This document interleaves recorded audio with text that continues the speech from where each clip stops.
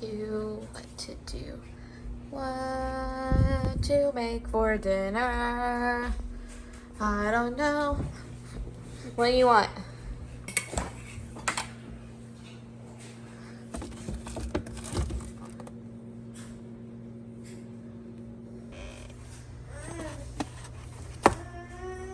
Yes, yes. Something can be done with that.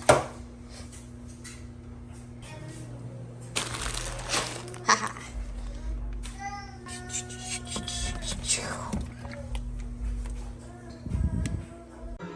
Oh yeah, it's all coming together. So I can't be the only person out there who whose food isn't thawed out in time, or whose recipe plans have completely changed, and then you're like, oh my gosh, what should I do? So I think I'm going to be making a ground turkey meatballs. So just so you know, I've never successfully made a meatball, so we'll see how this goes. Anton, are you ready for this? Yeah! Ah! Ah! Are you ready for some meatballs? Yeah! Yeah!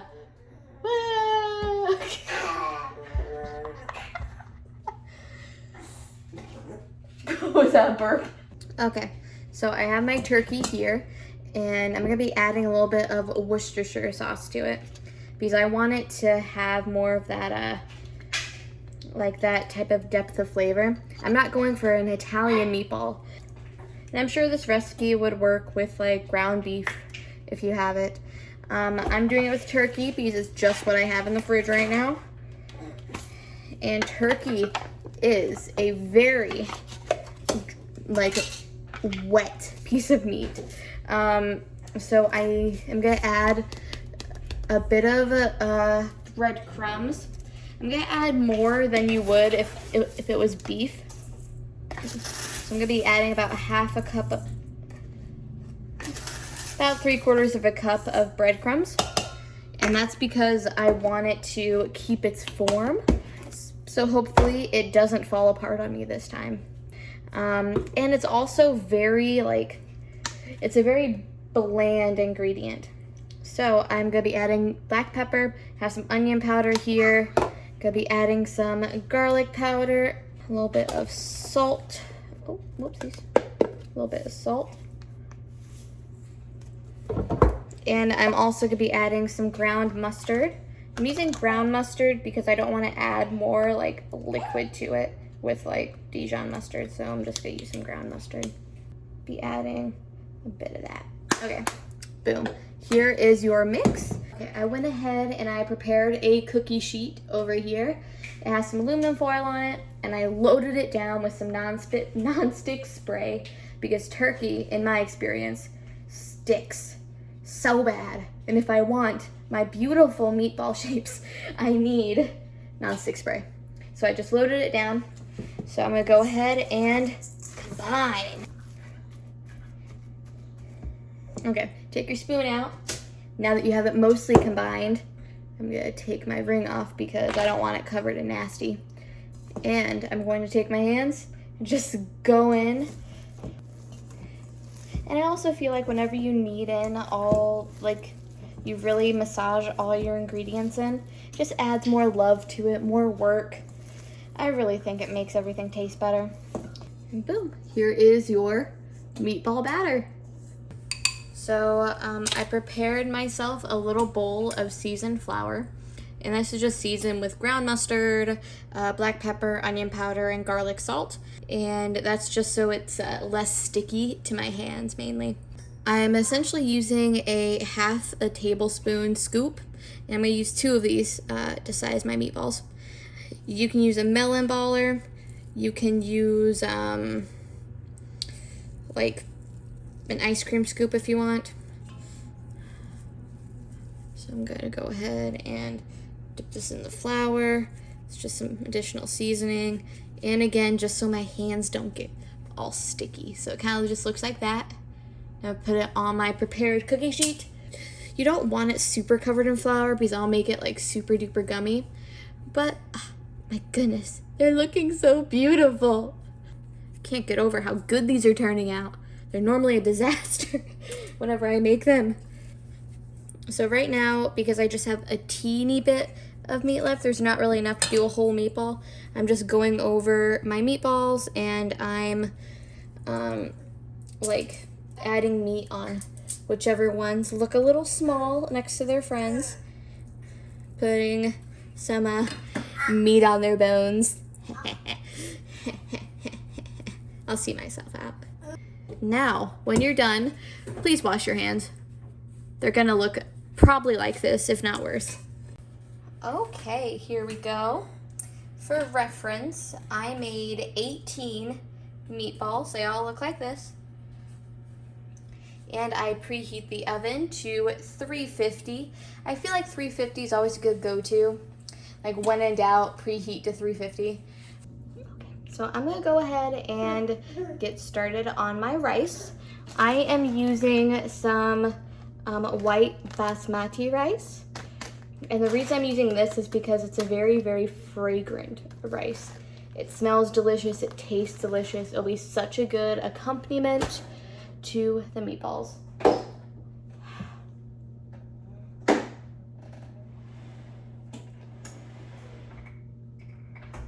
Are you done?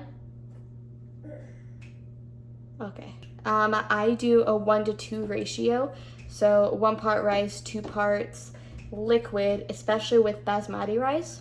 If you're using a different rice, you'll have to look up the ratios because every type of rice grain is a little bit different. So that's 4 cups of chicken stock and 2 cups of rice. The reason for that is mainly because my family really likes rice, but it's going straight in the stock. So I'm gonna go rinse this out. In the pot, I'm gonna give it a nice little stir. Do not boil your rice. Rice can be very temperamental, so it needs to be treated with love and affection. And there's a very specific way that I do this. So I put it on medium heat until it simmers. And then I leave it like that until most of the liquid is absorbed on top. Then you take it off the heat, put it on the back burner. Do not uncover it, and you just let it soak up the rest of that. But it takes about 20 minutes. Okay, the next thing we're doing is we're making our cream sauce. And the first step is to go ahead and start your roux. So what a roux is, it's essentially equal parts butter and flour, and it is the thickener base for your sauce. So for this recipe, I am using 2 tablespoons of butter and 2 tablespoons of flour. Okay, now that your butter is melted, go ahead and add 2 tablespoons of flour. So I'm gonna take that out, and I'm gonna take a whisk to it.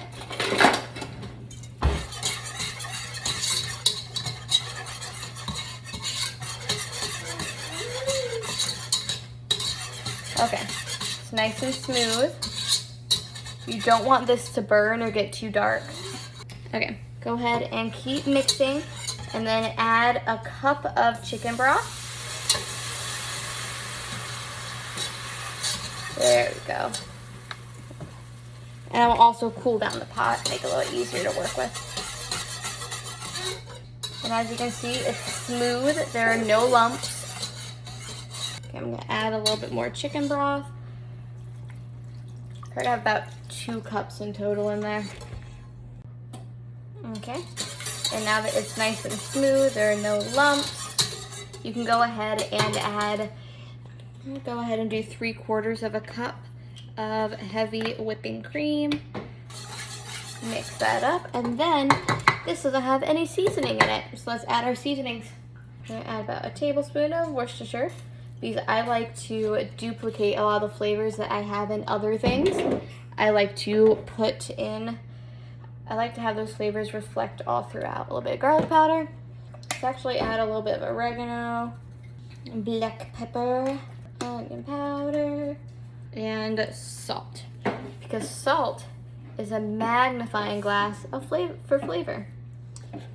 Okay, there's no need to use this anymore because we've already incorporated everything.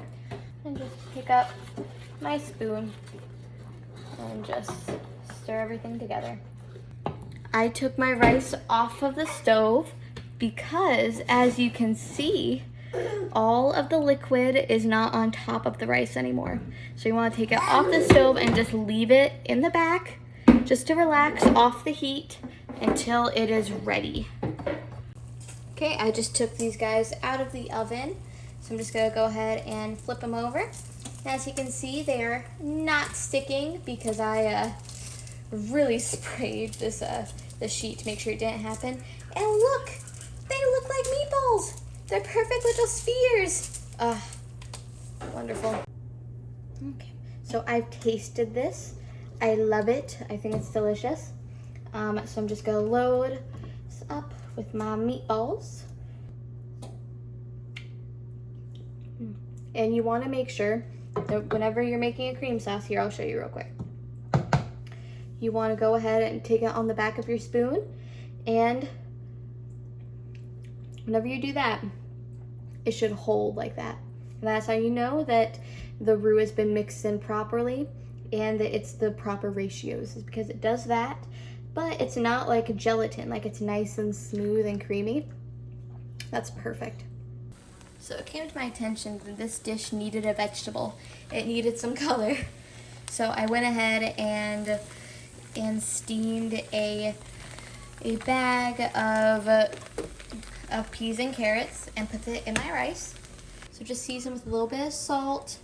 It was cooked in chicken stock. I added some peas and carrots. You can always add your vegetables at the beginning of the cooking process too, so they can cook together if you want. This was just a last minute thing that I realized it could use.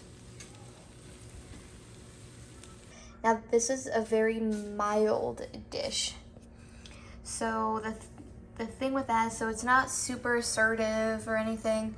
It's kid friendly, it's got some veggies in it. And if you wanted to make it a little more sophisticated, you could easily swap out the cream with coconut milk and put some curry powder in it and make it like a meatball curry and serve it on top of rice as well. But here we go. Something I threw together. I didn't think it would look this good.